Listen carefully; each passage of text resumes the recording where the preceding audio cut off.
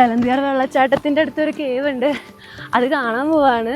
ചെറിയൊരു ട്രക്കിംഗ് ഒക്കെ ഉണ്ട്, അത് കഴിഞ്ഞാൽ അവിടെ എത്താൻ പറ്റുള്ളൂ.